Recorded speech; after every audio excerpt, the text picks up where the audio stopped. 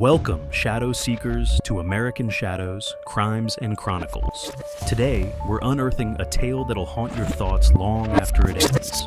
Whether you're glued to the screen or just listening in, you're in for a wild ride through history's darkest corners. If you're new, hit subscribe to join our mission of exposing America's hidden truths. Regulars, your likes fuel our journey into the unknown. Now, let's peel back the layers of time and reveal the secrets beneath. Ready? Let's begin.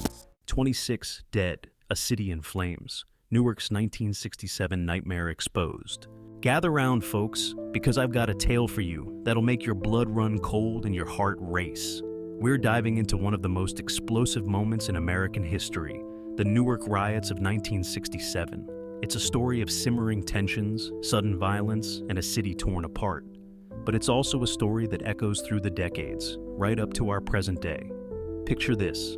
It's a sweltering summer night in Newark, New Jersey, July 12, 1967. The air is thick with humidity and something else, a tension that's been building for years.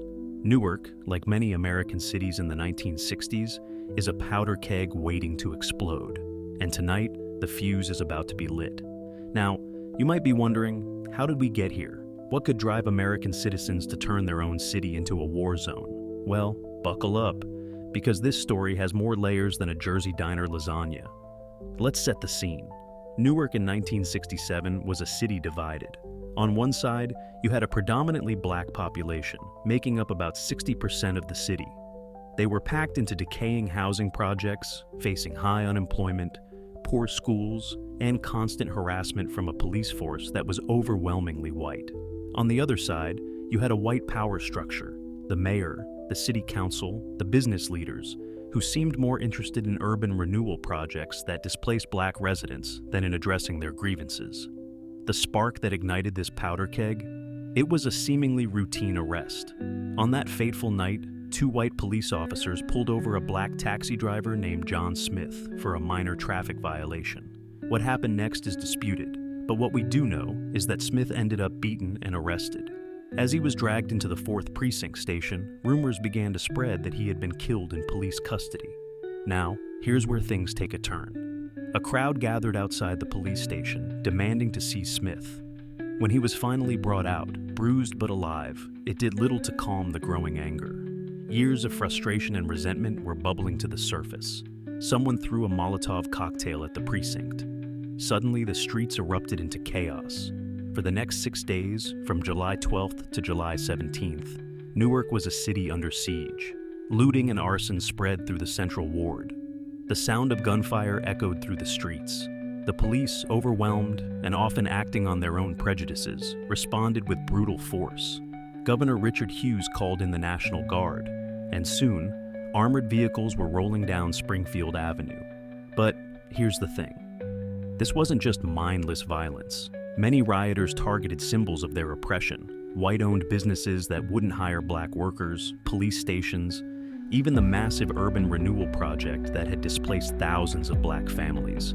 It was, in many ways, a rebellion against a system that had failed them. The toll was devastating. When the smoke finally cleared, 26 people were dead, including a police officer and a firefighter. Hundreds more were injured, and thousands were arrested.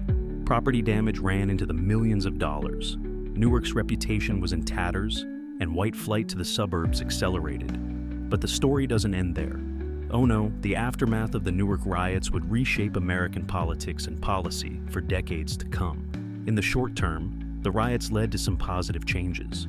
The first black mayor of Newark, Kenneth Gibson, was elected in 1970, marking a significant shift in the city's political landscape. More black officers were hired onto the police force. Federal programs poured money into the city for housing and job training. But there was also a darker legacy. The riots, along with similar uprisings in Detroit, Los Angeles, and other cities, fueled a law and order backlash that would dominate American politics for years to come. Politicians like Richard Nixon capitalized on white fears of urban unrest to push for tougher policing and sentencing laws. The Newark riots also changed the way America talked about race and poverty. President Lyndon B. Johnson established the National Advisory Commission on Civil Disorders, known as the Kerner Commission, to investigate the causes of the riots. the Commission's report was a scathing indictment of the state of race relations in America, famously concluding that our nation is moving toward two societies, one black, one white, separate and unequal. It was a stark acknowledgement of the deep-seated racism and inequality that had led to the unrest. But here's where our story takes another twist. Despite the Commission's dire warning, many of its recommendations for addressing poverty and discrimination were largely ignored. Newark, like many American cities, continued to struggle with issues of racial inequality, police brutality, and economic disparity. Fast forward to today and you might be thinking, well, that's all in the past, right? But the echoes of 1967 still reverberate. When protests erupted across America in 2020 following the death of George Floyd, many drew parallels to the unrest of the 1960s. The issues at the heart of the Newark riots, police brutality, systemic racism, economic inequality, are still very much with us. So, what are we to make of the Newark riots over half a century later? Were they a justifiable uprising against oppression, or a self-destructive explosion of violence? The answer, like so much in history, isn't simple. On one hand, the riots brought national attention to the plight of urban black communities and led to some concrete improvements in Newark.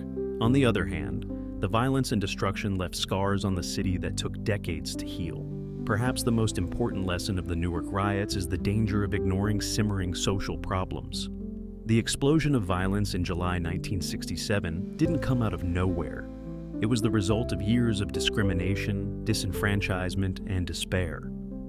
As we reflect on the Newark riots, we're left with questions that still resonate today. How do we address systemic inequalities in our society? What's the balance between maintaining order and fighting injustice? And how do we ensure that all Americans, regardless of race or background, have a fair shot at the American dream? This is American Shadows, folks, where we dive into the dark corners of history and try to shed some light on the events that shaped our world. Until next time, keep questioning, keep exploring, and remember, the past isn't as far behind us as we might think.